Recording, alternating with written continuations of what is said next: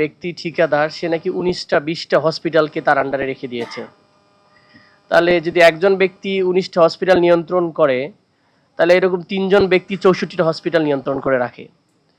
তা আমরা যখন সংসদ সদস্য হই, আমাদের কাছে সবচেয়ে বেশি সোশ্যাল মিডিয়াতে লেখা হয় আমাদের এখানে গেলে ট্রিটমেন্ট পাওয়া যায় না, ডাক্তার সংকট এবং ঔষধ সংকট বলা হয়।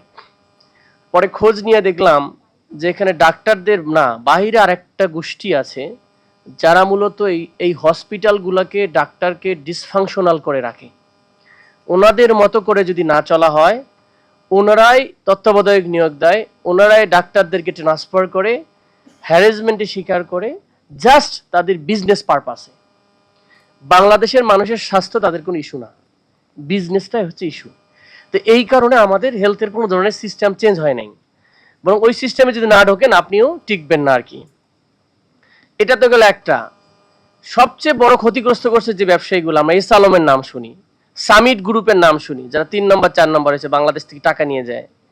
তারা আবার ব্যাক করেছে বাংলাদেশে বিভিন্ন নামে, বিভিন্ন ব্র্যান্ডে।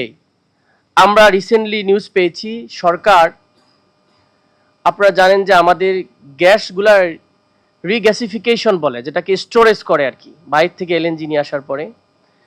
এটার জন্য ওই সময় সামিট গ্রুপের আন্ডারে ছিল বাংলাদেশের এগুলা। তো এখন যেহেতু সামিট গ্রুপের নামে মামলা করেছিল বিপিসি, সে মামলা উইথড্র করছে রিসেন্টলি। কোনো এক অদৃশ্য কর্মকর্তা যে 7 বছর ধরে নাকি ওই ওই আপনার বিপিসিতে ছিল, সেক্রেটারি ছিলেন, একজন জয়েন্ট সেক্রেটারি। সেখানে সেই সামিট গ্রুপ যারা আমাদের কোটি কোটি টাকা মেরে দিয়েছে, তারা যাদের এই ইলেকট্রিসিটির বিষয়গুলোকে দেখভাল করতে, যে চাইনিজ কোম্পানি সামিট গ্রুপ, সেই চাইনিজ কোম্পানিকে সামনে রেখে আবার বাংলাদেশের এই স্টোরেজ কোম্পানির মালিক হওয়ার চেষ্টা করতেছে। আমরা এটাও শুনতে পাই এস আলম নাই, কিন্তু এস আলমের বিআই আবার রিসার্ফেস হয়েছে বাংলাদেশে, কোন কোন ব্যাংকে নাকি নতুন করে ফিরে এসেছে, তাদের সব কিছু এক্সিস্টিং চলমান রয়েছে। তাহলে এই বাংলাদেশের মানুষ যে জিনিসটা চেয়েছিল ফেসিবাদ বিরোধী শক্তিদের, খুবই দুঃখ লাগে। মাওলানা সাইদির ভাষায় বলতে হয় যে প্রধানমন্ত্রী, আমরা আপনাদের শত্রু নই, আমরা কম্পিটিটর, আমরা বাংলাদেশ গড়তে চাই। আপনাদের যদি কোনো খারাপ জিনিস থাকে, অপশাসন থাকে, অনিয়ম থাকে, সেগুলোকে অবশ্যই যৌক্তিকভাবে আমরা কথা বলবো।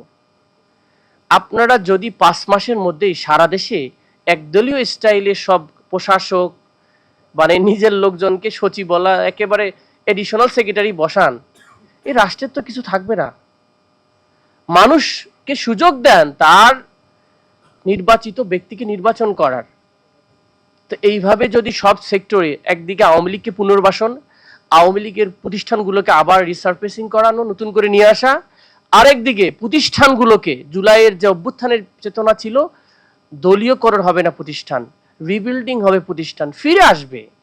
আর এক একটা করি মানে সরকারি প্রতিষ্ঠান মনে হচ্ছে এক একটা করে দলীয় ব্রাঞ্চ।